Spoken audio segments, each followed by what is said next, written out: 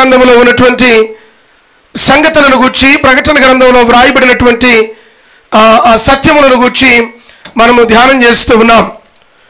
ప్రకటన గ్రంథం పరిశుద్ధ బైబిల్ గ్రంథానికి ఒక మకుటము లాంటిది. పరిశుద్ధ బైబిల్ గ్రంథంలో ప్రకటన గ్రంథం లేకపోతే విశ్వాసి యొక్క జీవితం ఏమైపోద్దో ఎవరికి తెలియదు.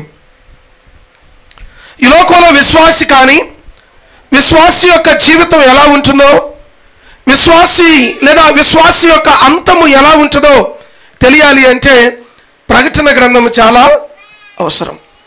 ప్రకటన గ్రంథం పరిశుద్ధ బైబిల్ గ్రంథంలో 66వ పుస్తకం. ప్రకటన గ్రంథంలో 404 వచనాలు ఉన్నాయి. ఇదే ప్రకటన గ్రంథంలో దగ్గర 350 యొక్క ప్రవచనాలు ఉన్నాయి. ప్రకటన గ్రంథంలో వ్రాయబడినవి కేవలం 10 ప్రవచనాలు మాత్రమే నెరవేర్చబడ్డాయి. అయితే ఇంకా 339 పైచిలుకు ప్రవచనాలు ఇంకా నెరవేర్చబడవలసినవి ప్రకటన గ్రంథంలో ఉన్నాయి.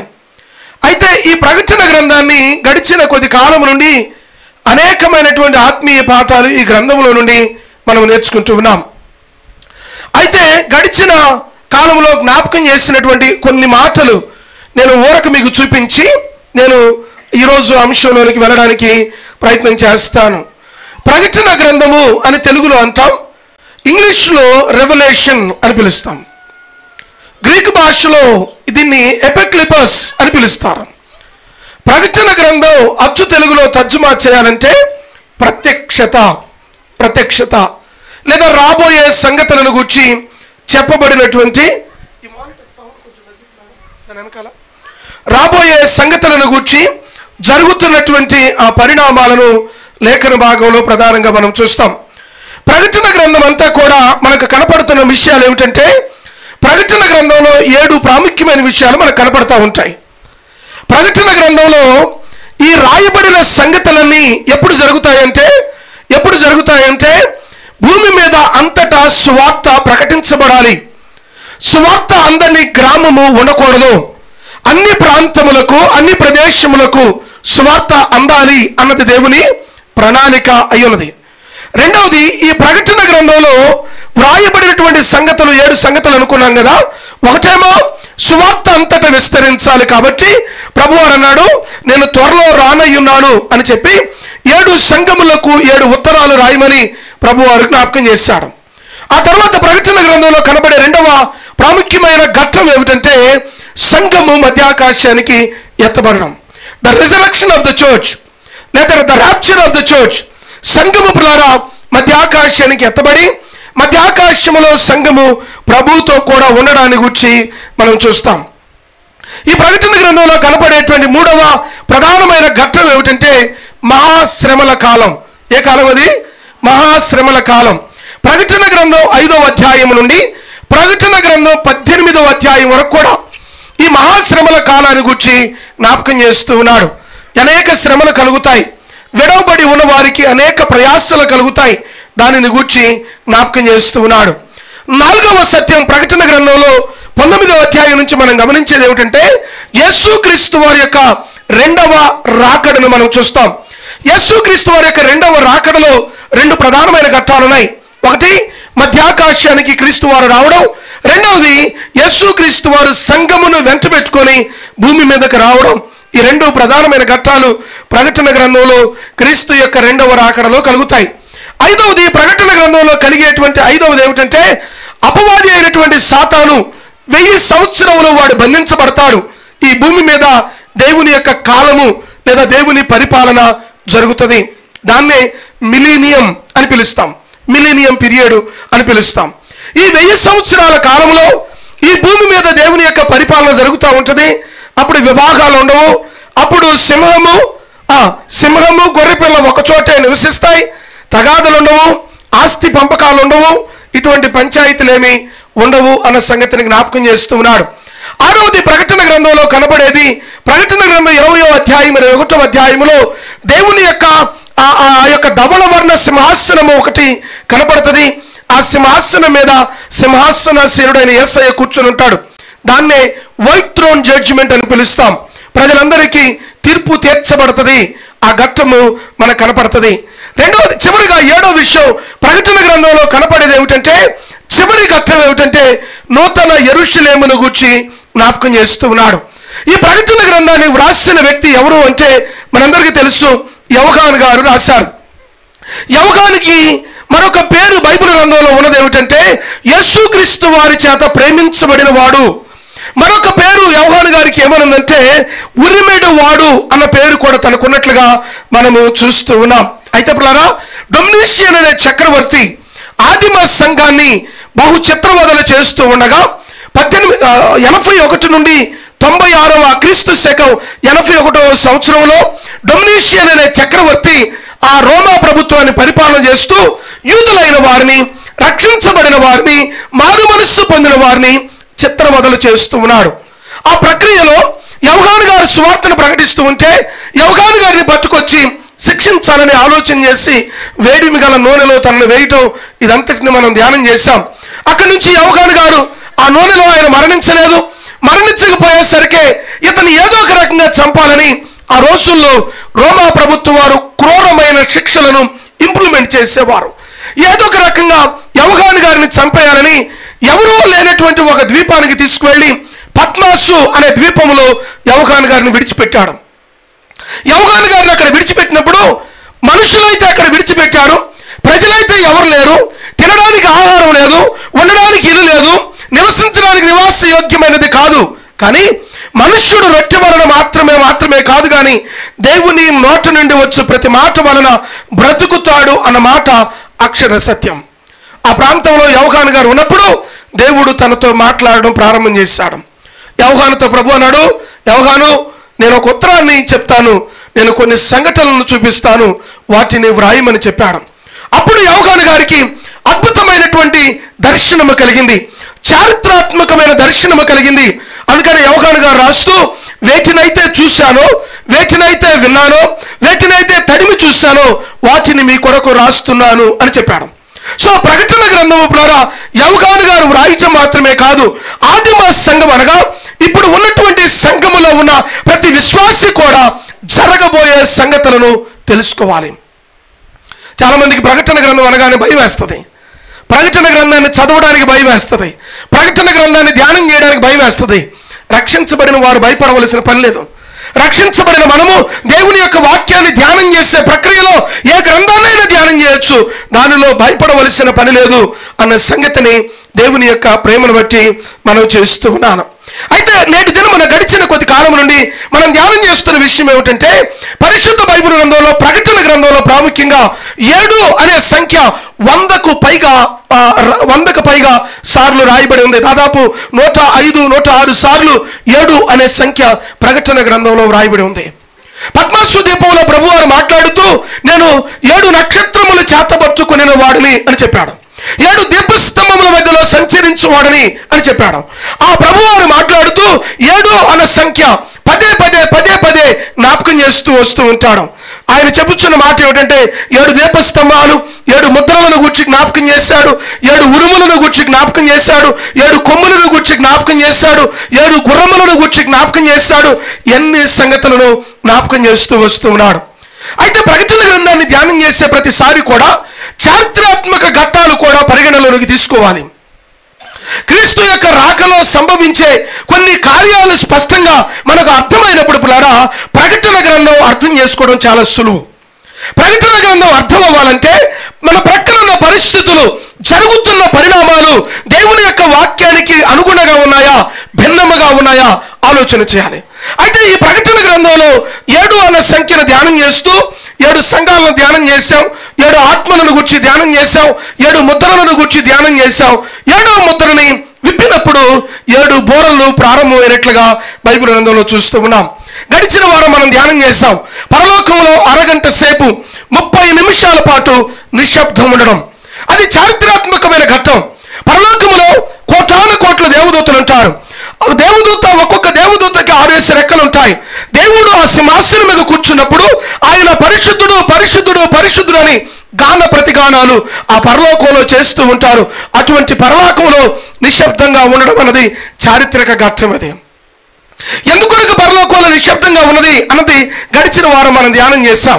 పరిశుద్ధుల యొక్క ప్రార్థనలు ప్రభు యొక్క సన్నిధికి తీసుకురాబడినప్పుడు దేవదూతలందరూ కూడా మౌనంగా ఉన్నారు. పరిశుద్ధుల యొక్క ప్రార్థనలు ఆ బంగారు పాత్రలో ఉంచబడి ధవళ సింహాసనమైనటువంటి ప్రభు యొక్క సింహాసనం యొద్దకు తీసుకురాబడినప్పుడు ఆ సింహాసనం యొద్ద ఈ ప్రార్థనలను ధూపం వలె ప్రభు సన్నిధికి చేరాయి, లేదా ప్రభువుని ఆరాధనకి యోగ్యమైన రీతిగా అవి ఉన్న విధమును బట్టి పరలోకంలో నిశ్శబ్దంగా ఉన్న ఆ ఘట్టాన్ని మనము గడిచిన వారంలో ధ్యానం చేశాం.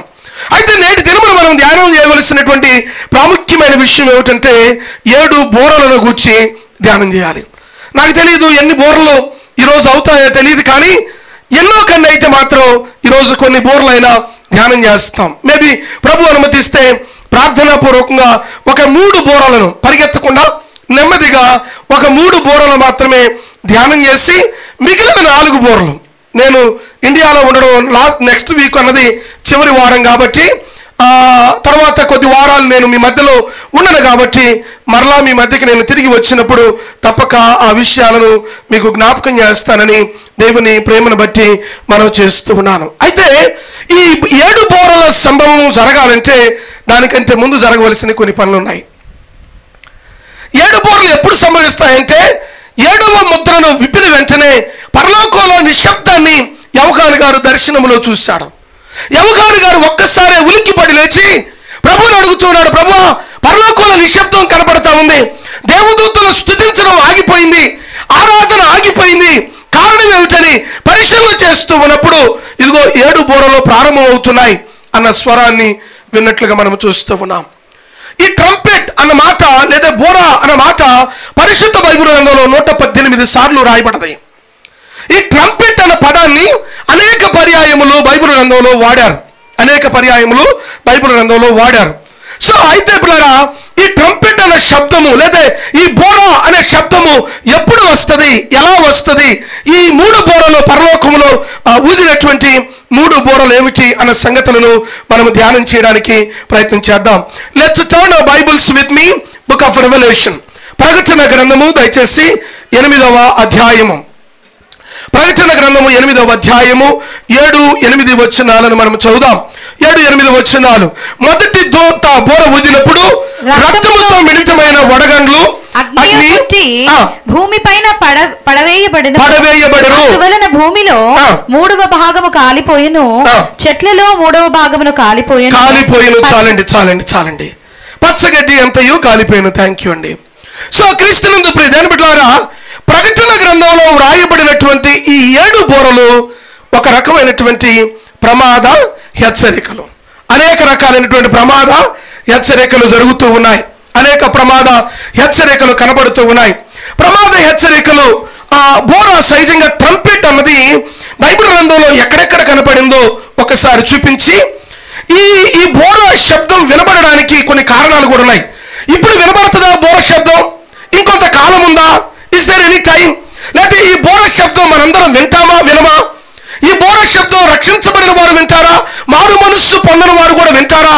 ఈ సంగతులను కూడా క్లుప్తంగా మనం ధ్యానం చేయడానికి సమయాన్ని లేదా ధ్యానం చేయడానికి ప్రయత్నం చేద్దాం. అయితే గమనించవలసినటువంటి ప్రాముఖ్యమైన మాట ఏమిటంటే, ఈ బోరా అన్న శబ్దాన్ని లేదా బోరా అన్న విషయాన్ని బైబిల్ గ్రంథంలో ఎక్కడెక్కడ రాశారో కొన్ని విషయాలను నేను చూపించి అవి జరగడానికి ఆధారాలు ఏమిటో చూపించి ఆ 3 బోరల్లోనికి నేను వెళతాను. నెంబర్ 1, మొట్టమొదటిది ఏమిటంటే బోరలు కాదు, ఈ బోరలు ఎక్కడ రాయబడ్డాయో నేను చూపిస్తూ ఉన్నాను.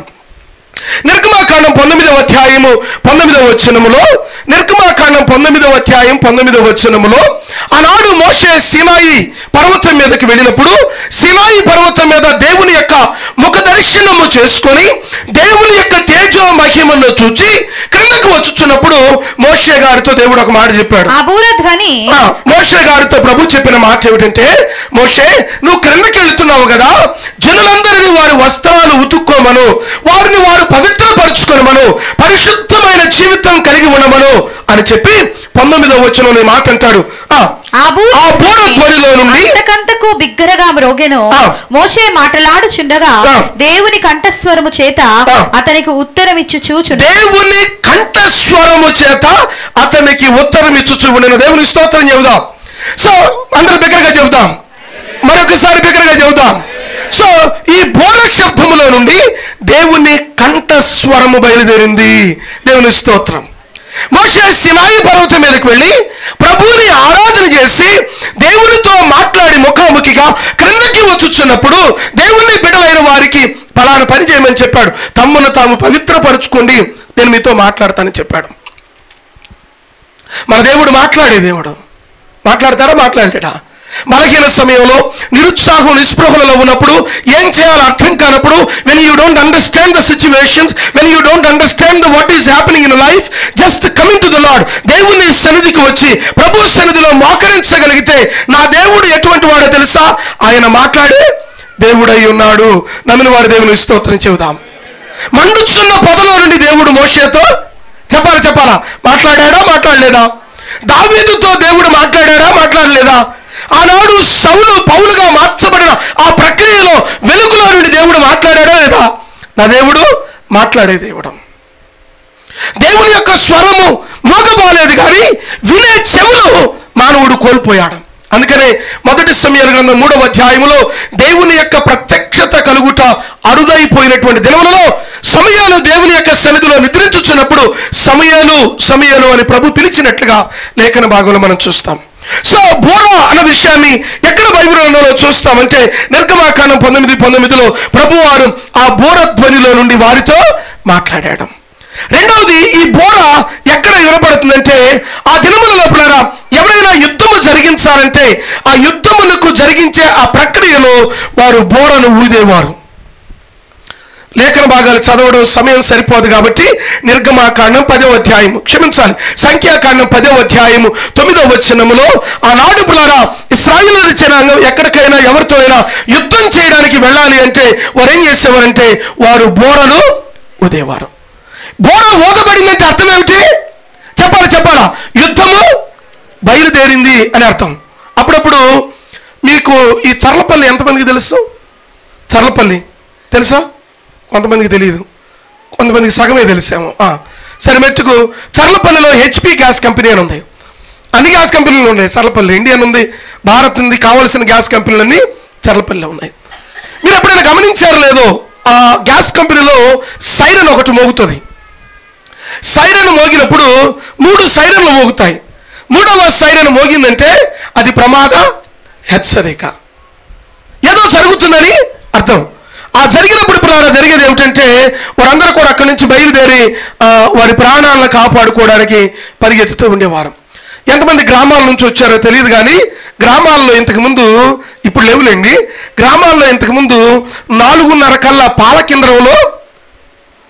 పాలకేంద్రంలో సైరన్ వచ్చేది. ఎంతమందికి తెలుసు నాకు తెలియదు, కానీ నేను పల్లెటూరులో పుట్టాను, నాకు బాగా జ్ఞాపకం. ఆ సైరను ఇప్పుడు సైరన్ కాదు, ఇంట్లో బస్సు వచ్చి ఇంట్లో ఆర్లు కొట్టినా లేవరు, అది వేరే సబ్జెక్టు, అది సెకండ్ సబ్జెక్ట్. దాన్ని ధ్యానం చేయాలంటే చాలా టైం కావాలి. సో ఆ రోజుల్లో సైరన్ మోగిందంటే ఎవరు పడుకునేవాళ్ళు కాదు, అందరు లేచి పనులు చేసుకునే. 6 తర్వాత ఊర్లో లేచేది వేళ మీద లెక్క పెట్టుకోవచ్చు. సూర్యుడు అస్తమించినప్పుడు 7 గంటలకల్లా పడుకుంటారు. అది సూర్యుడు ఉదయించక ముందుపై 4:30 కల్లా చూస్తారు. అందుకే వాళ్ళు ఆరోగ్యంగా ఉన్నారు. మనం ఎందుకు ఆరోగ్యాలు కోల్పోతున్నాం అంటే మనం ఏం చేస్తామంటే 12 దాకా మెలుగుతూ ఉంటాం. ఏం చేస్తామంటే ఏమీ లేదు.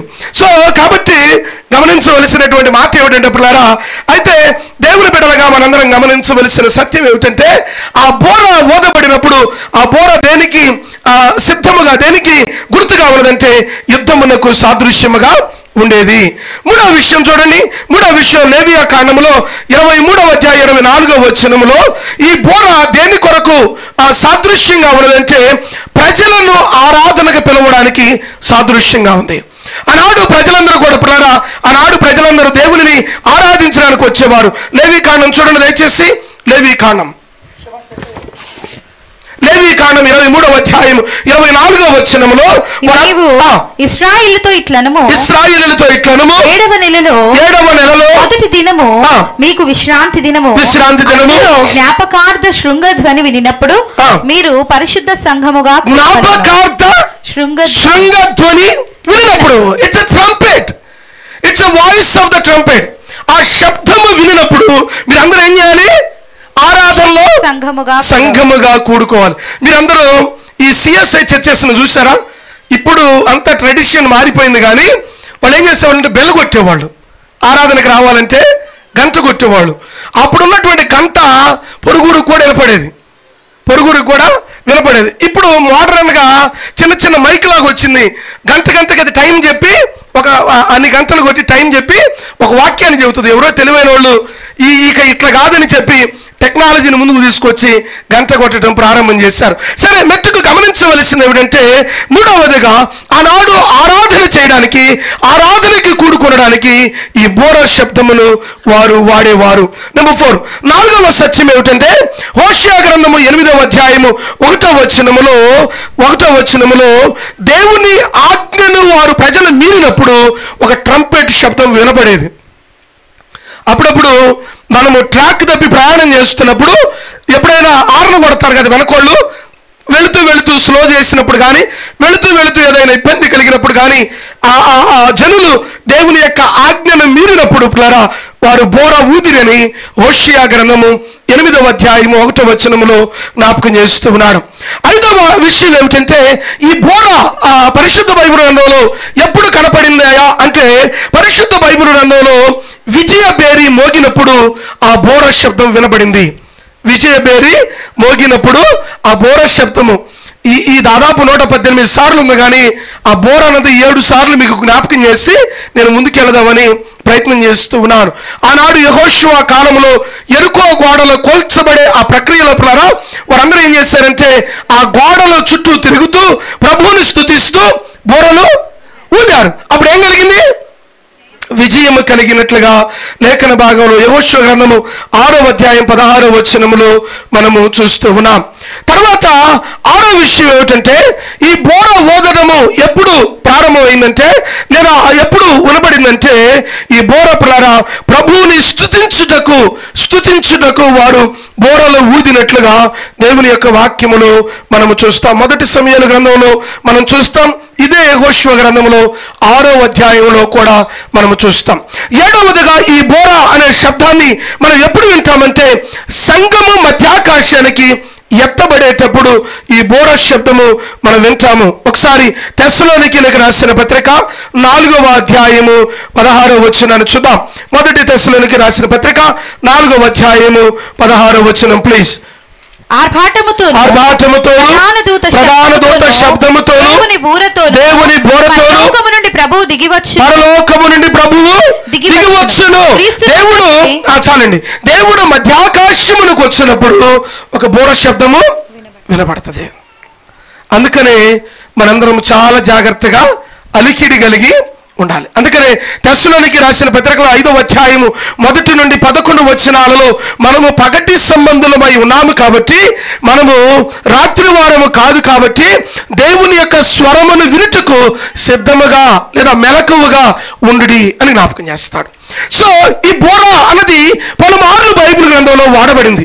అయితే ఈ ప్రకటన గ్రంథంలో ఊదబడినటువంటి ఈ 7 బోరలు ఏమిటి అసలు? ఈ 7 బోరలు ఊదినప్పుడు సంభవించేదేమిటి? అయినా ఈ 7 బోరలు ఎప్పుడు ఊదబడతాయి అంటే, ఎప్పుడు 7 బోరలు ఊదబడతాయి అంటే దానికి కూడా కొన్ని రీజన్స్ ఉన్నాయి. వాస్తవానికి ఈ ట్రంపెట్ శబ్దము, ఆ బోర శబ్దం వినబడాలంటే, మీరందరూ ఈ సంగతులు ఎందుకు జ్ఞాపకం చేస్తున్నానంటే, ఆ బోర శబ్దం వినబడడానికి సమయము అయినదా లేదా నేను నీవే వెరిఫై చేసుకోవడానికి కొన్ని క్లూస్ నేను మీకు జ్ఞాపకం చేస్తాను. వాటిలో మొట్టమొదటిది ఏమిటంటే, ఈ క్రీస్తు యొక్క 2వ రాకలో లేదా ఆ ట్రంపెట్, ఆ ప్రకటన గ్రంథంలో వ్రాయబడినటువంటి ఆ 7 బోరలలో మొదటి బోర ఊదబడాలంటే 5 విషయాలు జరగాలి భూమి మీద. చాలా సంగతులు చెప్తున్నానా? భూమి మీద ఎన్ని సంగతులు జరగాలి? ఒక 5 సంగతులు జరగాలి. ఈ 5 సంగతులు జరిగాయో లేదో ఒకవేళ నీకు స్పష్టమైపోతే నువ్వు గూగుల్ని అడుగు, సిరిని అడుగు, నీకు తెలిసిన వాళ్ళని అడుగు, లేకపోతే బైబిల్ అన్నాని అడుగు. ముందుగా నీకు ఒకవేళ ఈ 5 సంగతులు జరిగాయి అంటే దేవుని యొక్క బోర ఊదటానికి దేవుని దూత సిద్ధముగా ఉన్నది అని అర్థం. ప్రకటన గ్రంథంలో ఆ 7వ ముద్ర విప్పిన వెంటనే 7 దేవదూతలు లైన్లో నిలబడ్డారు. ఒక్కొక్కరి చేతికి ఒక బోర ఉయ్యబడింది. ఒక్కొక్కరు ఒక్కొక్క బోర ఊదుతున్నప్పుడు ఒక్కొక్క ప్రక్రియ జరిగినట్లుగా మనం చూస్తూ ఉన్నాం. అయితే మొదటి దూత ఆ బోరని ఊదే ముందు జరగవలసిన, ఆ బోర ఊదడానికి సమయం ఎప్పుడు అవుతుంది అని లేఖన బాగా ఆధారాన్ని గనక మనం పరిశీలన చేస్తే ఒక 5 ఆధారాలు మనకు కనపడతాయి. వాటిలో మొట్టమొదటి ఆధారం ఏమిటంటే, ఈ ప్రకటన గ్రంథంలో వ్రాయబడినటువంటి 7 దూతలలో మొదటి దూత బోర శబ్దము వినబడాలి లేదా ఓదబోవాలంటే మొట్టమొదట జరగవలసింది ఏమిటంటే, ఇశ్రాయేలు జనాంగం అంతా కూడా they need to get back to the Jerusalem. AD 70లో ఈ డొమినిషియన్ అనే చక్రవర్తికి ఒక తమ్ముడు ఉండేవాడు. వాడి పేరు టైటస్. ఏం పేరు వాడి పేరు? టైటస్. ఈ డొమినిషియన్ అనే చక్రవర్తికి ఒక కొడుకు కూడా ఉండేవాడు. ఆ కొడుకు 2 సంవత్సరాల వయసులో ఉన్నప్పుడు వాడి పేరు మీద నాణ్యాలను కొట్టించాడు. చిన్న గోసి పెట్టుకుని ఉంటాడు వాడు. నాణ్యం ఎక్కడో నేను చూశాను కానీ నా దగ్గర ఇప్పుడు లేదు. వాడికి చిన్న గోసి ఒకటి ఉంటుంది. ఆ నాణ్యం మీద వాడిని ముద్ర వేస్తాడు. ఈ డొమినేషన్ అనే చక్రవర్తి ఆ రోజున అనగా ఈ ప్రకటన గ్రంథం రాసే ఈ ప్రక్రియ టయానికి డొమినేషన్ ఒక శాసనాన్ని చేశాడు. శాసనాన్ని ఏం చేశారంటే, నా కొరకు ఒక గుడి కట్టండి, మీరు ఆరాధించవలసిన యేసయ్యను కాదు నన్ను ఆరాధించమని చెప్పి తను ఆరాధించమని కోరుకున్నప్పుడు యెహోవాను వ్యతిరేకించినందుకు ఇదంతా ప్రక్రియ జరిగినట్లుగా మనం చూస్తూ ఉన్నాం. అయితే మొదటి దూత బోర ఓదబడాలంటే మొట్టమొదటి జరగాల్సింది ఏమిటంటే ద రెస్టారేషన్ ఆఫ్ జెరూసలేం. యెరూషలేములో ఉన్న ప్రజలందరూ కూడా వారు తిరిగి యెరూషలేమునకు చేరాల. చరిత్ర తెలిసిన వారైతే స్పష్టంగా మీ అందరికి అర్థం వలసిన మాట ఏమిటంటే, 1948వ సంవత్సరం మే 14వ తారీఖు 1948వ సంవత్సరం 1948 మనకు స్వాతంత్రం ఎప్పుడు వచ్చింది? 1947లో వచ్చింది. మనకు వచ్చిన 1 సంవత్సరం తర్వాత 1948వ సంవత్సరం మే 14వ తారీఖున యెరూషలేము ఒక దేశముగా ఏర్పడింది. అర్థమైందన్నమాట. సో ప్రకటన గ్రంథంలో వ్రాయబడిన మొదటి దూత బోర ఓదబడాలంటే యెరూషలేము ఒక నేషన్గా ఏర్పడి ఇశ్రాయేలు జనాంగము చెదిరిపోయిన వారు AD 70లో టైటస్ అనే చక్రవర్తి ద్వారా చెదరగొట్టబడిన వారందరూ కూడా వారి స్వగృహాలకు తిరిగి రావాలి. దేవుని స్తోత్రం కలుగును గాక. ఆనాటి నుండి ఈనాడు వరకు యెరూషలేములో మన మధ్య మణిపూర్లో పర్సిక్యూషన్ జరిగినప్పుడు మన దేశంలో చాలామంది ఖండించారు, కొంతమంది సంతోషపడ్డారు. ఏదైనా జరగని సరే జరిగినాయి. యెరూషలేము నుండి ఆర్మీ బెటాలియన్ కొంతమంది వచ్చారు. వాళ్ళు రావడానికి గల కారణం ఏమిటంటే, మైతే అండ్ కుక్కీ ఈ ట్రైబల్ 2 ట్రైబల్స్ మధ్య ఈ జరిగినటువంటి సంఘర్షణ కదా. కుక్కీ ట్రైబులో కొన్ని కుటుంబాలు యూదులైన వారు ఉన్నారని వారికి DNA టెస్ట్ చేయడానికి వాళ్ళు వచ్చారు. నేను చెప్తున్న కల్పన కథ కాదు, ఇట్స్ హిస్టరీ. సో యెరూషలేము రాజ్యముగా ఏర్పడాలి. ఇర్మియా గ్రంథము 16వ అధ్యాయము 14వ వచనం నుండి 15వ వచనం వరకు. ఇర్మియా గ్రంథము 16వ అధ్యాయము 14, 15 వచనాలలో యూదులైన వారు మరలా తిరిగి రావాలి అన్న విషయాన్ని జ్ఞాపకం చేస్తాడు. రెండవది, ఆ మొదటి దూత బోర ఓదబడాలంటే, నా వైపు చూడాలందరూ, మొదటి దూత బోర ఓదబడాలంటే రష్యా ఆధిక్యత సంతరించుకోవాలి. మన మధ్య రష్యాకి ఎవరెవరికి యుద్ధం జరుగుతూ ఉంది? Ukraine and Russia. ఇప్పటికీ జరుగుతుందన్న యుద్ధం ఇంకా జరుగుతూ ఉంది. ప్రపంచమంతా 5 భాగాలుగా విభజించబడింది. టకటక ఎవరైనా చెప్తారా? నానా, అమెరికన్ యూనియన్ ఒకటి, యూరోపియన్ యూనియన్ ఒకటి, తర్వాత రష్యా యూనియన్ ఒకటి, తర్వాత ఇజ్రాయెల్ యూనియన్ ఒకటి, తర్వాత టెర్రరిజం అనేటువంటి యూనియన్ ఒకటి, 5వది ఇస్లాం అనే యూనియన్ ఒకటి. ఈ 5 యూనియన్గా ప్రపంచము విడిపోయింది. సో యేసుక్రీస్తు వారి యొక్క 2వ రాకలో ఉన్నటువంటి 2వ వాక్యానుసారమైనటువంటి ఆధారం ఏమిటంటే, ఇప్పుడు యెహెజ్కేలు గ్రంథంలో జ్ఞాపకం చేస్తూ 38వ అధ్యాయము మొదటి 4 వచనాల్లో రష్యా శక్తి పుంజుకునేదై ఉండాలి. ఇప్పుడు రష్యా దగ్గర, పుతిన్ దగ్గర సైన్యం ఉందా లేదా? సో కొంత హిస్టారికల్ ఎవిడెన్సెస్ చాలా ఉన్నాయి.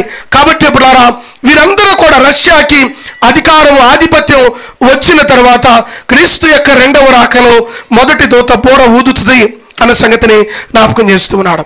మూడవది ఏమిటంటే, క్రీస్తు యొక్క 2వ రాకలో ఓదబడవలసినటువంటి ఆ మొట్టమొదటి బోర ఎప్పుడు వినబడుతుంది అంటే, అంత్యక్రీస్తు యూరప్ ఖండము నుండి అంత్యక్రీస్తు మన మధ్యలోనికి వస్తాడు. ఎక్కడి నుంచి వస్తాడు? Anti Christ is going to come from European union నుండి అంత్యక్రీస్తు వస్తాడు. చారిత్రక ఆధారాలు ఏమిటంటే, యూరోపియన్ యూనియన్ లో ఈ ప్రపంచమంతా కూడా ఒకటిగా మార్చబడి నుండి యూరోపియన్ యూనియన్ కిందకు వచ్చిన తర్వాత అంత్యక్రీస్తు అనేవాడు వారి మధ్యలో నుండి వస్తాడు అన్నది వాక్యాధారం. దానియేలు గ్రంథము 7వ అధ్యాయం 7వ వచనములో ఈ మాటను ప్రధానంగా మనము గమనించగలుగుతాం. 4వది ఏమిటంటే ఈ ప్రకటన గ్రంథంలో వ్రాయబడినటువంటి ఆ 7 బోరలలో మొదటి దూత బోర ఊదబడాలంటే 4వది జరగవలసింది ఏమిటంటే వరల్డ్ వైడ్గా ప్రపంచమంతా కూడా ప్రజలు they need to live as a lawlessness. అంటే సొదొమ గొమొర్రా పట్టణములో జరిగినంత పాపము ఈ భూమి మీద విస్తరిస్తుంది క్రీస్తు యొక్క రాకలం. అర్థమవుతుందన్నమాట. సొదొమ గొమొర్రా పట్టణంలో ఏ పాపం ఉండేది చెప్పాలి?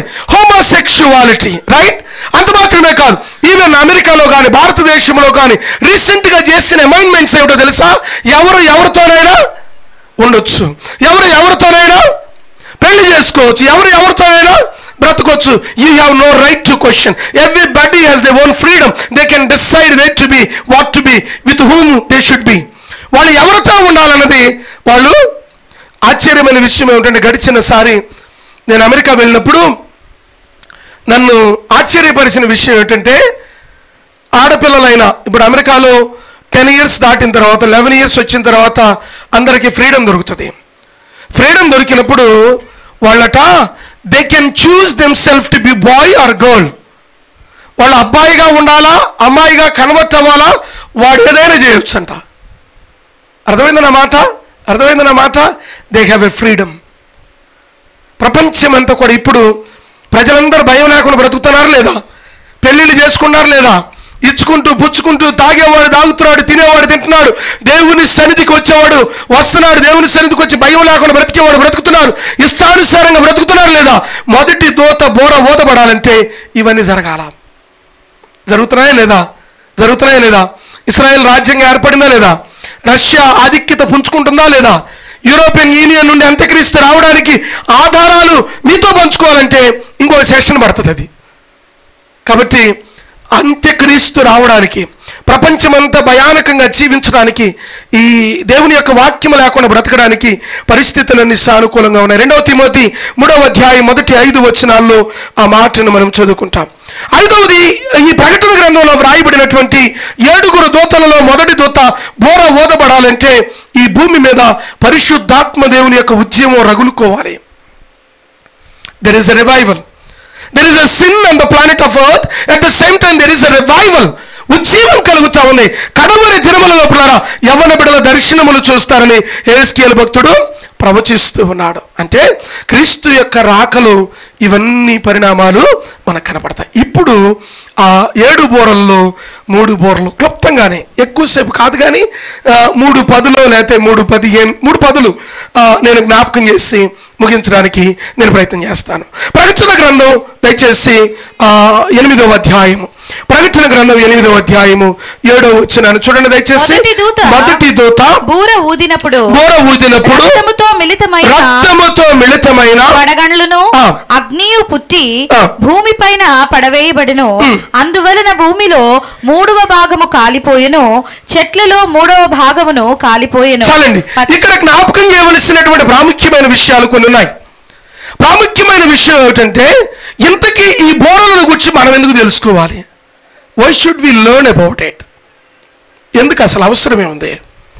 ప్రకటన గ్రంథంలో ఈ లోతైన సత్యాలు ధ్యానం చేయడానికి మనకేం అవసరము అని ఆలోచన చేస్తే దానికి కొన్ని అవసరతలు ఉన్నాయి. ప్రతి విశ్వాసి కూడా విడిచిపెట్టబడే గుంపులో ఉండకూడదు. మరలా చెప్తాను, యేసుక్రీస్తు వారి యొక్క 2వ రాకడ సంభవించబోతా ఉంది. సంభవించబోవడానికి క్రీస్తు యొక్క రాకలో ఈ 5 విషయాలు చూపించాను కదా. ఈ 5 విషయాలు ఆల్రెడీ జరిగిపోయాయి. క్రీస్తు యొక్క రాక అతి సమీపంగా ఉంది కదా. యేసుక్రీస్తు వారు మధ్యాకాశములకు వచ్చినప్పుడు మొదటి బోర ఊదినప్పుడు లేదా మొదటి బోర ఊదబడినప్పుడు విడవబడిన గుంపులో విశ్వాసి ఉండకూడదు. ఈ భూమి మీద మహాశ్రమల కాలం ప్రారంభం అవబోతా ఉంది. ఈ భూమి మీద భయంకరమైనటువంటి ప్రయాసలు ప్రారంభమవబోతున్నాయి. అయితే అద్భుతమైనటువంటి ఆశీర్వాదకరమైన సంగతి ఏమిటంటే రక్షించబడిన వారు, మారు మనస్సు పొందిన వారు, నిజముగా ప్రభువునందు విశ్వాసం ఉంచిన వారు, they are not going to be on the planet of earth, they are going to be with the Lord. యేసయ్యతో వారు ఉండబోతున్నారు. లేదా యేసయ్యతో మనందరము ఉండబోతున్నాం. మధ్య ఆకాశములో మనం ఉండగా మధ్య ఆకాశము నుండి ఈ దేవదూతల బోరలో ఊదుతున్నటువంటి ఈ శబ్దాన్ని మనం వింటూ ఉంటాం. గమనించవలసిన మాట ఒకటి ఉంది. గమనించవలసిన మాట ఏమిటంటే, ఇంతకు ముందు కూడా నేను జ్ఞాపకం చేశాను. ప్రకటన గ్రంథం 4వ అధ్యాయం నుండి ప్రకటన గ్రంథం 1వ అధ్యాయం నుండి 4వ అధ్యాయం వరకు మాత్రమే సంఘము అన్న మాట కనపడుతుంది. 5వ అధ్యాయం నుండి 19వ అధ్యాయం వరకు ప్రకటన గ్రంథంలో సంఘం కనపడదాం. కారణం ఏమిటంటే, సంఘము క్రీస్తుతో కూడా మధ్యాకాశములో ఉంది. నా ప్రశ్న ఏమిటంటే, ఆ మధ్యాకాశములకు వెళ్ళే గుంపులో మీరు ఉండాలి అన్నది నా ఆశ. తాత్కాలికమైన భక్తి చేస్తే పరలోక పట్టణాన్ని స్వతంత్రించుకుంటామంటే అంతకంటే తెలివి తక్కువతనం మరొకటి లేదు. నా ఇష్టానుసారంగా నేను బ్రతకొచ్చు, నా ఇష్టానుసారంగా నేను మాట్లాడచ్చు, నా ఇష్టానుసారంగా నేను జీవించవచ్చు. పేరుకు మాత్రమే రక్షించబడిన వాడై నిలువెచ్చలైన స్థితి కలిగి ఉంటే నా దేవుడు అంగీకరించడం. ప్రకటన గ్రంథంలో 7 సంఘాలను గురించి ప్రభువారు మాట్లాడుతూ ఎఫెసు సంఘముతో మాట్లాడుతూ మీలో ప్రేమ లేదు, ప్రేమను కోల్పోయిన సంఘం. దేవుని సన్నిధిలో ఎత్తబడే వ్యక్తిగా, ఎత్తబడే గుంపులోని ఉండాలంటే క్రీస్తు యొక్క ప్రేమను స్వతంత్రించుకొని దేవుని యొక్క ప్రేమలో నిత్యము నాటబడే వారుగా నీవు నేను ఉండాలి అన్న విషయాన్ని ప్రభువారు కోరుకుంటున్నాడు.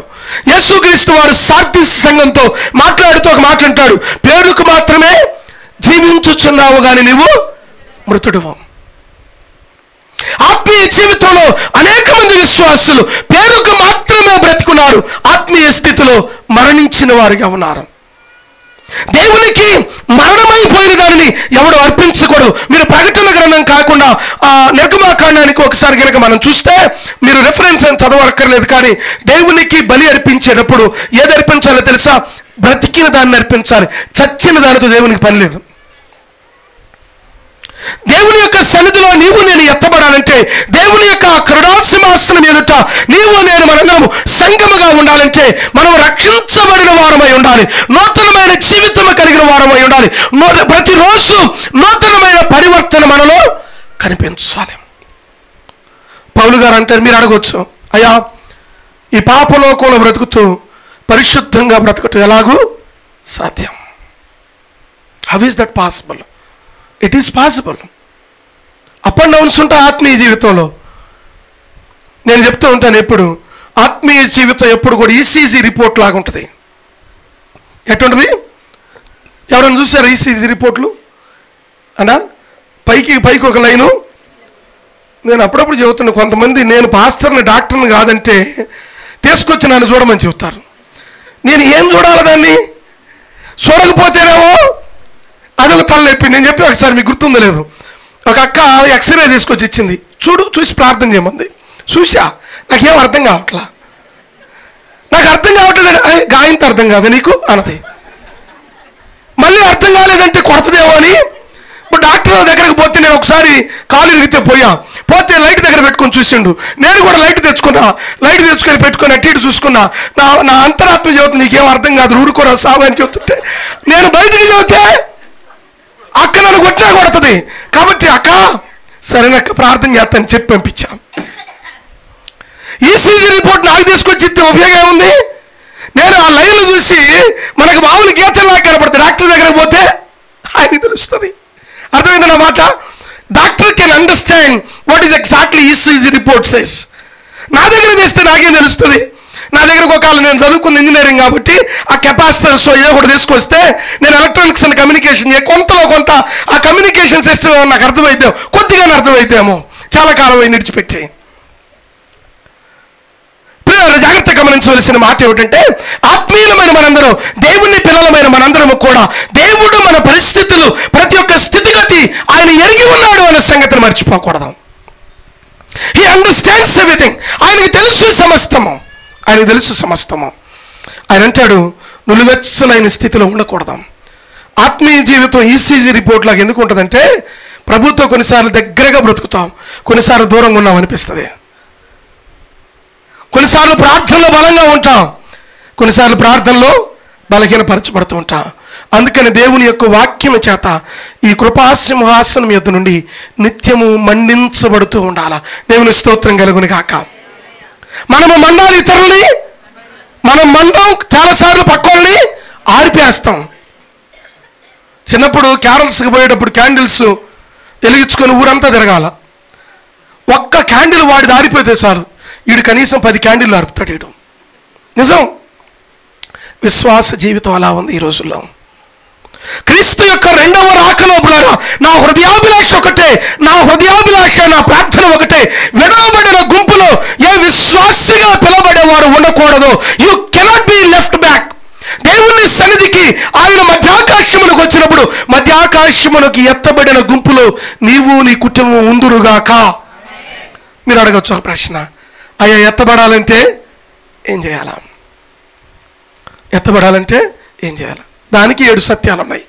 మరొకసారి చెప్తాను, కాకపోతే దాన్ని బ్రీఫ్గా ఒక మాటలో చెప్పాలంటే ప్రభువు ఇష్టానుసారంగా బ్రతకాల, దేవునికి నచ్చిన విధంగా బ్రతకాలి. ప్రభు యొక్క వాక్యంలో మత్తయి సువార్తలో చక్కని మాట ఉంటుంది. మత్తయి సువార్త 5వ అధ్యాయం చూడండి. మత్తయి సువార్త 5వ అధ్యాయము అంతటిని సమరైజ్ చేస్తూ చక్కని మాట ప్రభువారు జ్ఞాపకం చేస్తాడు. మత్తయి సువార్త 5వ అధ్యాయములో ఆయన జ్ఞాపకం చేస్తూ సాత్వికులు ధన్యులు వారు భూలోకమును స్వతంత్ర నీతి కొరకు ఆకలి దప్పులు గలవు. చదవండి ఆ మాటలు. ఆత్మ విషయమై దీనులైన వారు ధన్యులు, పరలోక రాజ్యము. ఆత్మ విషయమై దీనులైన వారు ధన్యులు అంటే ఈ పరలోక రాజ్యాన్ని నువ్వు స్వతంత్రించుకోవాలంటే మొట్టమొదటగా నువ్వు రక్షించబడిన వ్యక్తివై ఉండాలి. You must be sure of your salvation. You must believe in Lord Jesus Christ. రక్షించబడడం ఎలాగూ అంటే యేసు క్రీస్తునందు విశ్వాసం ఉంచాల. ఎఫెసీయులకు రాసిన పత్రిక 5వ అధ్యాయం 2వ వచనంలో ఏమంటాడంటే just shall live by faith. Not only that, we are saved by grace. ఎఫెసీయులకు రాసిన పత్రిక 5:2 అంటాడు, మనము కృపచేతే రక్షించబడ్డాము అంటాడు. సో కృపచేత రక్షించబడిన మనం ఆ నిత్యత్వంలో పరలోకంలో ఉండాలి అన్న సంగతిని మర్చిపోకూడదు. మొట్టమొదటి బోర ఊదిన వెంటనే ఒక ఘట్టం కనపడతా ఉంది. ఒక ఘట్టం కనపడతా ఉంది. అక్కడ ఏం జరిగిందంటే ఒకటి అక్కడే జ్ఞాపకం చేస్తున్నాడు. 7వ వచనం చూడండి. 7వ వచనము, మొదటి దూత బూర ఊదినప్పుడు రక్తముతో మిళితమైన వడగండ్లు, ఒకటేమో రక్తముతో మిళితమైన వడగండ్లు కొలుస్తున్నాయి. రెండవది అగ్ని పుట్టి భూమి మీద పడవేయబడెను. 2 విషయాలు జరిగాయి. మొదట బోర ఊదినప్పుడు రక్తముతో మిళితమైనటువంటి వడగండ్లు కురిసినట్లుగా మనము చూస్తూ ఉన్నాం. వడగండ్లు కురిశాయి.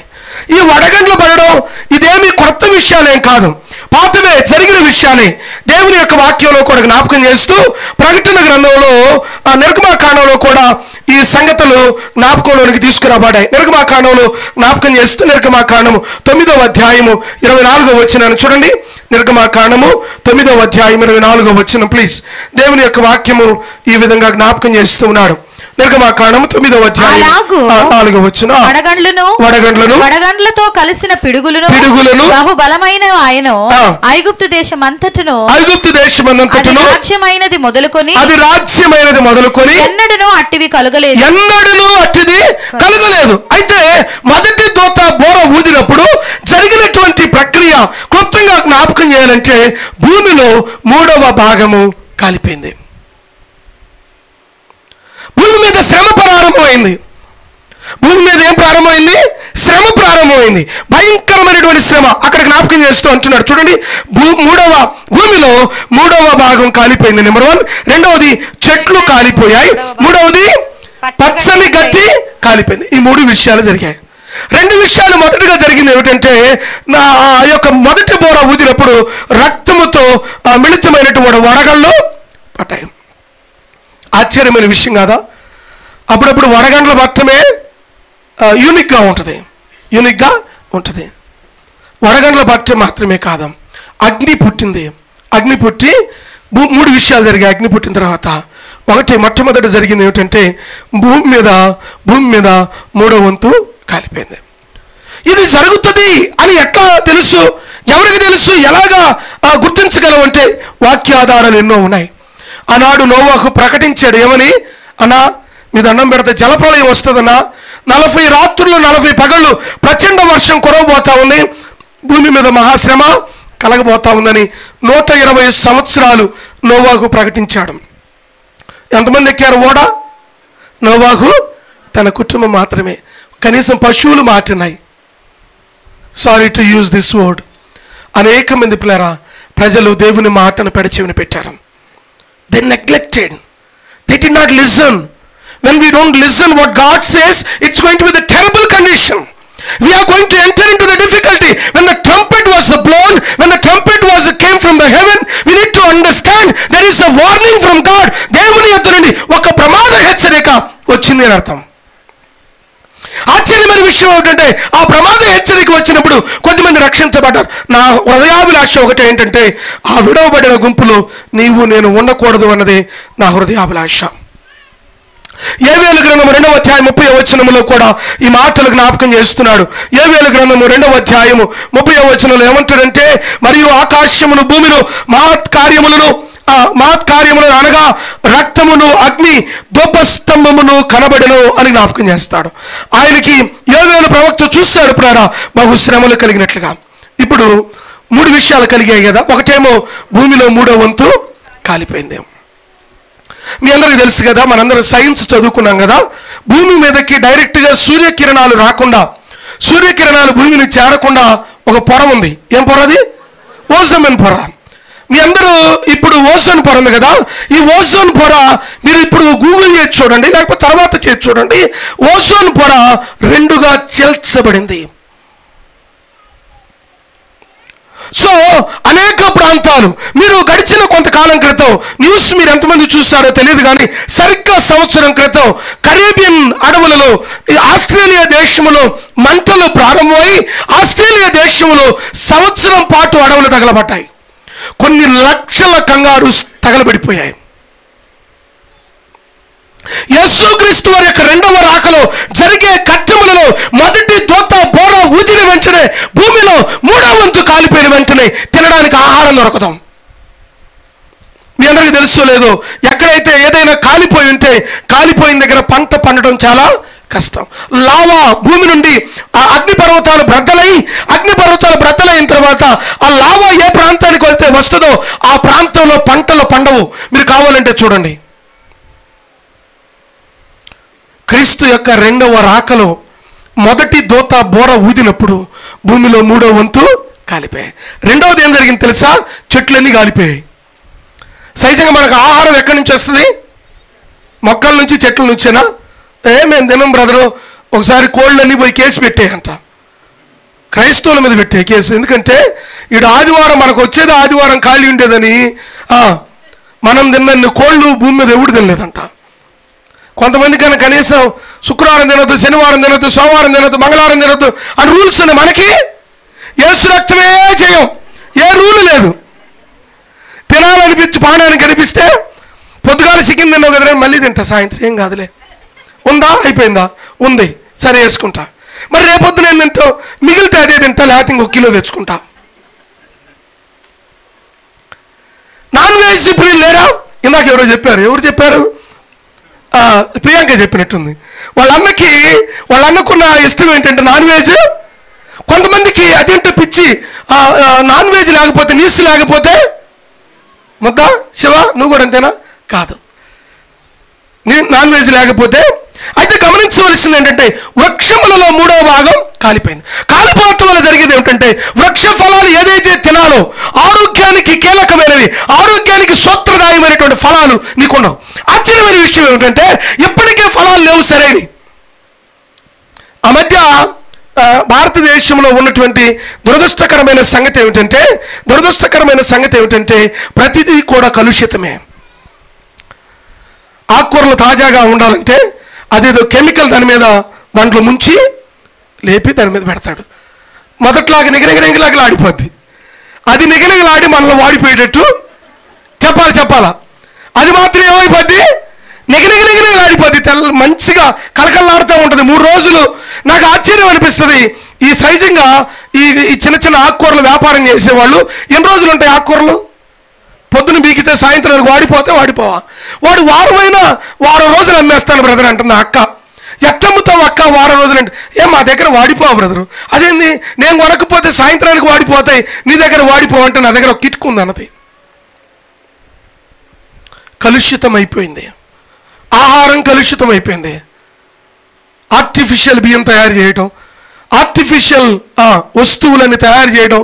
మనిషి భారతదేశంలో మనం తినే ఆహారంలో సగభాగం కలుషితమైనదే. ఆశ్చర్యమైన మాట చెప్పాలా? మీరు భయపడకూడదు. మీరు భయపడినంటే చెబుతా.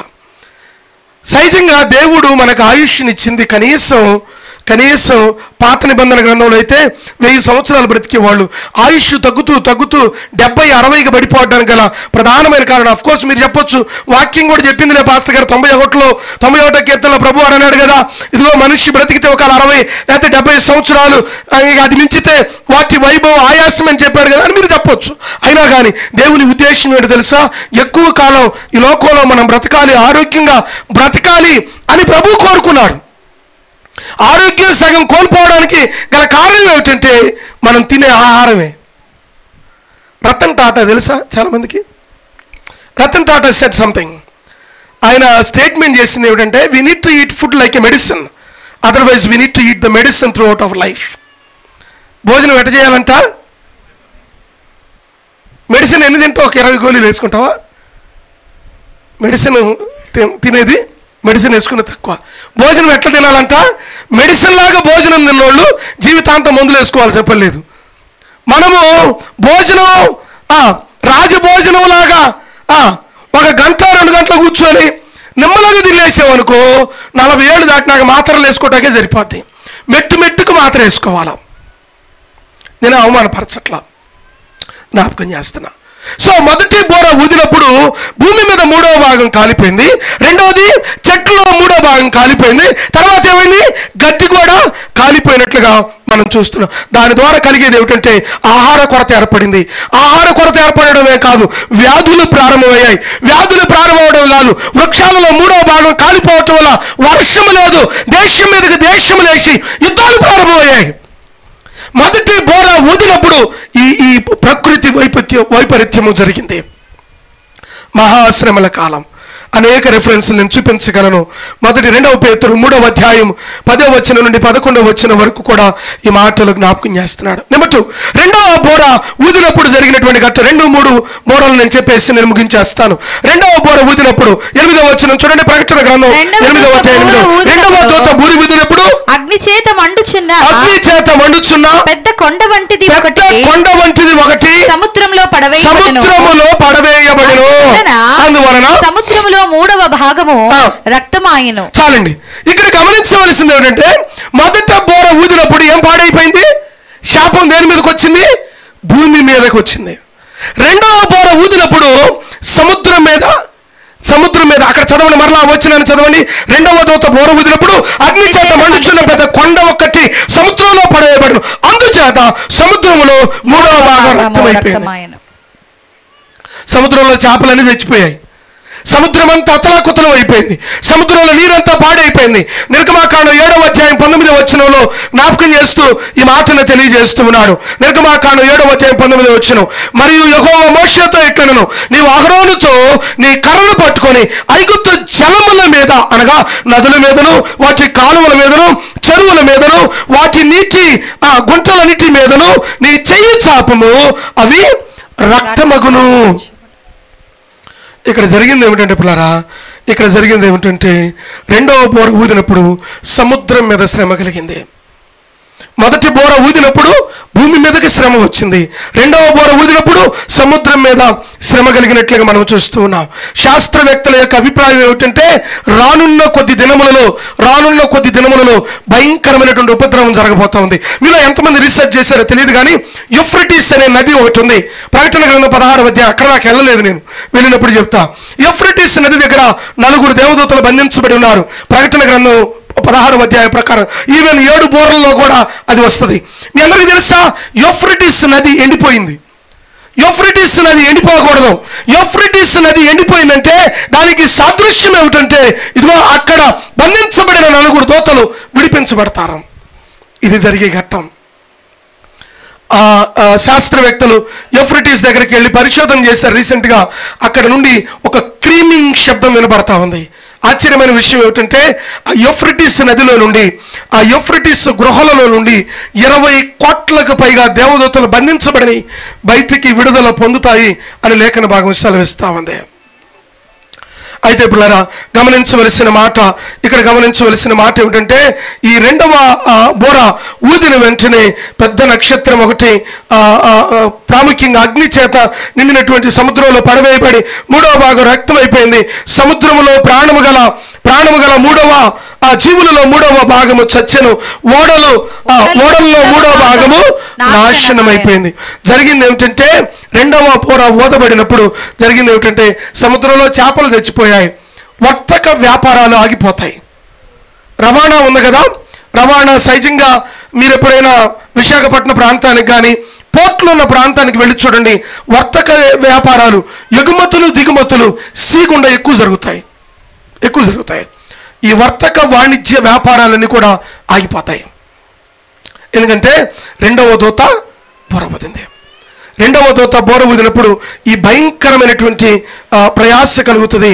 అనేక మంది ఆహారం లేక సముద్రం నమ్ముకొని వ్యాపారం చేసేవారు అనేక మంది మరణిస్తారు. అనేక మందికి విపత్తు కలుగుతుంది అని దేవుని యొక్క వాక్యములో వ్రాయబడి ఉంది. ఇర్మియా గ్రంథం జ్ఞాపకం చేస్తూ ఇర్మియా గ్రంథము 51వ అధ్యాయము 25వ వచనం మాట అంటాడు, సర్వభూమిని నశింపజేయు నశకన పర్వతమా, నేను నీకు విరోధిని, ఇదే యెహోవా వాక్కు, ఇది నీ మీదకి నా చేయి చాపి శిలలపై నుండి నిన్ను క్రిందికి దొర్లించుదును. ఇర్మియా గ్రంథము 51వ అధ్యాయము 25వ వచనంలో మాటని జ్ఞాపకం చేస్తున్నట్లుగా మనము చూస్తూ ఉన్నాం. క్రీస్తునందు పిల్లారా, బహుభయంకరమైన శ్రమ సంభవించబోతా ఉంది, ప్రయాస సంభవించబోతా ఉంది. సముద్రంలో మూడవ భాగం మిళితమైపోతా ఉంది. భయంకరమైన పరిస్థితి రాబోతోంది. మూడవ బోర ఊదినప్పుడు జరిగే ఆ ఘట్టాన్ని చూపించి నేను ఒక 2 నిమిషాల్లో ముగించడానికి ప్రయత్నం చేస్తాను. మూడవ బోర 10వ వచనం. మూడవ దూత 2-3 బోరలు సిమిలర్ గా ఉంటాయి. మూడవ దూత బోర ఊదినప్పుడు దివిటీ వలె మండుచున్న ఒక పెద్ద నక్షత్రము ఆకాశము నుండి రాలి నదుల మూడవ భాగము మీదను నీటి బుగ్గల మీదను పడెను.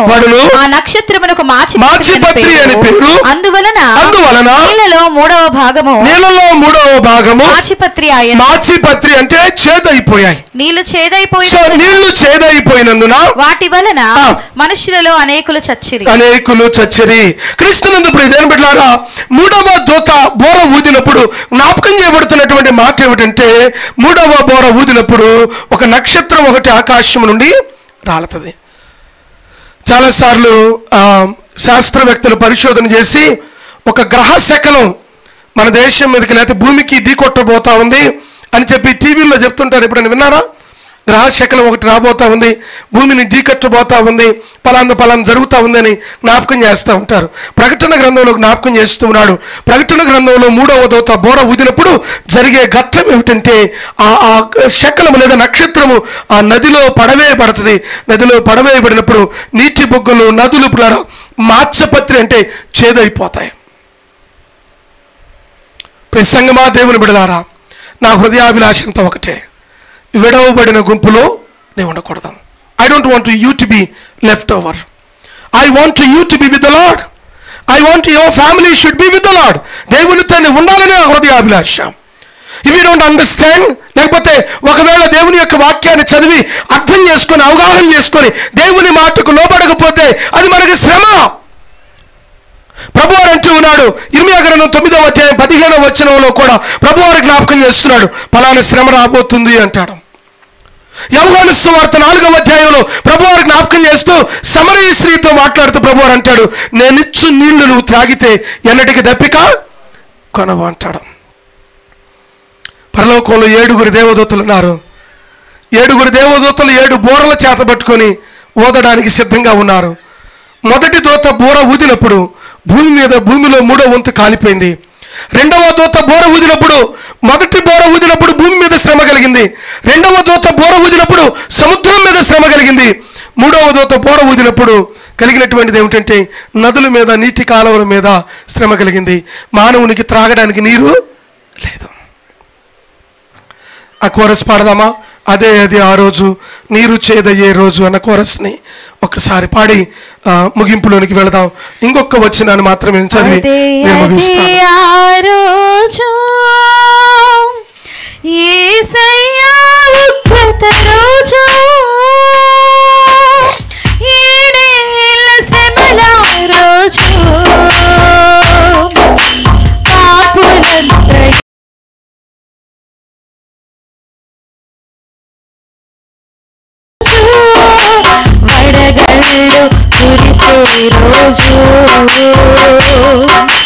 భూమి సగం కాలే రోజు, వడగళ్ళు కురిసే రోజు,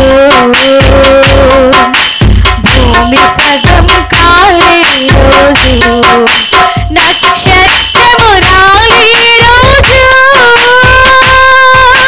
నీరు చేదయ్యే రోజు, నక్షత్రము రాలే రోజు, నీరు చేదయ్యే రోజు, ఆ రోజు శ్రమ నుండి తప్పించే నాథుడు లేడు, ఆ రోజు శ్రమ నుండి తప్పించే నాథుడు లేడు, అదే అదే ఆ రోజు. చాలండి. ప్రభు శ్రమ రాబోతా ఉంది. ఆ 7 ఏండ్ల శ్రమలో నీవు నేను మనము ఉండకుండా ఉందుము గాక. అందుకని పౌలు గారు జ్ఞాపకం చేస్తూ అంటాడు, ప్రభు ఎలా వస్తాడో చెప్పుచూ ఉన్నాడు. 1 తెస్సలోనికి రాసిన పత్రిక 5వ అధ్యాయము 1-11 వచనాలు చదివి నేను ముగిస్తాను. ఇంకా వివరించను, సమయం దాటిపోయింది కాబట్టి. సహోదరులారా, కాలమును గూర్చియు సమయమును గూర్చియు మీకు తెలియకుండా రాయనక్కర్లేదు. రాత్రి వేళ దొంగ ఎలాగ వచ్చునో అలాగే ప్రభు దినము వచ్చునని మీకు బాగుగా తెలియను. లోకులు నెమ్మదిగా ఉన్నది భయమేమి లేదని చెప్పుకొనుచుండగా గర్భిణీ స్త్రీకి ప్రసవ వేదన వచ్చినట్లు వారికి అకస్మాత్తుగా నాశనము తటస్థించును గనుక వారెంత మాత్రమును తప్పించుకొనరు. సహోదరులారా, ఆ దినము దొంగవలే మీ మీదకు వచ్చుటకు మీరు చీకటిలో ఉన్నవారు కాదు, మీరందరూ వెలుగు సంబంధులను పగటి సంబంధులనై ఉన్నారు. మనము రాత్రి వారము కాము, చీకటి వారము కాము. కావున ఇతరుల వలె నిద్రపోక మెలకువగా ఉండి మత్తులము కాకయుందుము. నిద్రపోవారు రాత్రివేళ నిద్రపోదురు, మత్తుగా ఉండవయారు రాత్రివేళ మత్తుగా ఉందురు. మనము పగటి వారమై ఉన్నాము గనుక మత్తులమై ఉండక విశ్వాస ప్రేమలను కవచము, రక్షణ నిరీక్షణ శిరస్త్రానములు ధరించుకొందుము. ఎందుకనగా మన ప్రభు అయిన యేసుక్రీస్తు ద్వారా రక్షణ పొందుటకే దేవుడు మనల్ని నియమించిన గాని ఉగ్రత పాలుగుటకు నియమింపలేదు. చాలండి. ప్రభు ఎందుకు నియమించలేదు మనల్ని? చెప్పాలి గట్టిగా, ప్రతి ఒక్కరు. ఎందుకు నియమించలేదు? ఉగ్రత పాలవుటకు దేవుడు నియమించలేదు. God doesn't want to pour his wrath upon his children because he loves you. Because he created you and me in his own image. ఆయన స్వరూపములో ఆయన పోలిక చొప్పు నిన్ను నన్ను చేశాడు. ఈ ఉగ్రతలు విడిచిపెట్టబడిన వారికి, ఆ విడిచిపెట్టబడిన గుంపులో నువ్వు ఉండకూడదు. ఎత్తబడిన గుంపులో మనము ఉందముగాక. ఉగ్రత అనేది అపవాది వాడు అనుచరులకు, విడిచిపెట్టబడిన వారికి, ప్రభువుని తిరస్కరించిన వారికి, ప్రభువుని తిరస్కరించిన గుంపులో మనం ఉండక ఎత్తబడే గుంపులో ఉందాం. అనేకులు ఈ భూమి మీద ఉన్నారు. అటు వారికి సువార్తను ప్రకటిద్దాం. వారిని ప్రభు యొద్దకు నడిపించే కృప దేవుడు మనకి ఇచ్చునుగాక. ప్రభువునికి వందనాలు. విత్తబడిన వాక్యం మా హృదయంలో నీరు కట్టి మీరు ఫలింప చేయమని, నాయన ఎదుగుతున్న దుష్టుడు ఎత్తుకొని పోకుండా మీరు సహాయం దయచేయమని యేసయ్య పేరట అడిగి వేడుకొనుచున్నాము తండ్రి. ఆమేన్. ఆమేన్.